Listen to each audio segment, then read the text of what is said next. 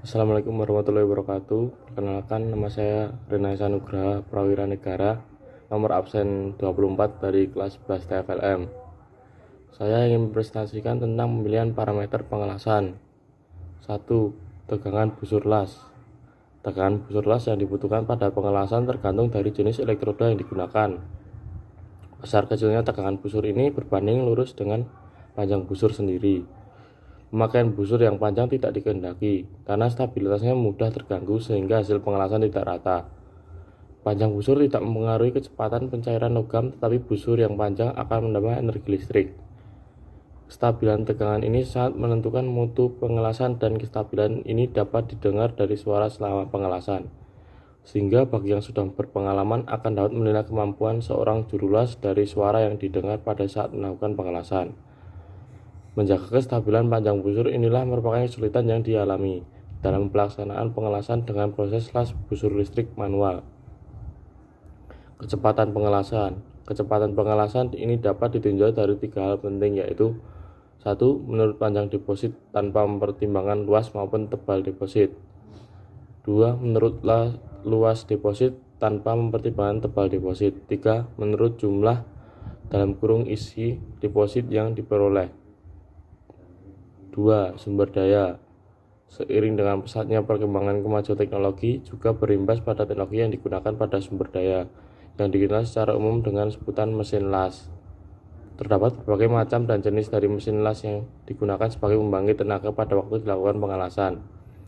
Satuan yang digunakan pada mesin las adalah ampere dan voltage, yang selalu berbanding terbalik sesuai dengan karakteristik pada saat digunakan. Mesin las terbagi dalam beberapa jenis, tergantung pada karakter, sifat elektrikal dan elektronik yang digunakan, antara lain seperti 1. Mesin las dengan pembangkit transformer. 2. Mesin las dengan pembangkit tristor. 3. Mesin las dengan pembangkit generator. 4. Mesin las dengan pembangkit inverter. Dan setiap las tersebut memiliki kekurangan dan kelebihannya masing-masing. 3. Jenis arus las. Jenis arus las mempunyai peranan yang penting di dalam membantu juru las untuk menghasilkan mutu hasil las yang baik. Jenis arus las secara umum dibagi dalam 2 kelompok utama, antara lain seperti 1. Jenis arus las DC atau dikenal dengan istilah polaritas searah, yang dibagi lagi dalam 2 jenis arus las, yaitu 1. Jenis arus las DCSP, singkatan dari Direct Current Strength Polarity. 2. Jenis arus las DCRP, Direct Current Reversed Polarity. 2. Jenis arus las AC, yang dikenal dengan istilah arus las bolak-balik. Sumber daya CC sama dengan arus konstan. DC untuk receiver dan konverter. AC untuk transformer. Panjang busur ditentukan dengan tangan, dan pada waktu jarak elektroda terhadap benda kerja berubah, panjang busur akan berubah juga. 4. Kabel pengelasan dan alat bantu kabel pengelasan dan sambungan yang diperlukan untuk las busur listrik, antara lain seperti 1. Kabel holder. 2. Kabel klem massa.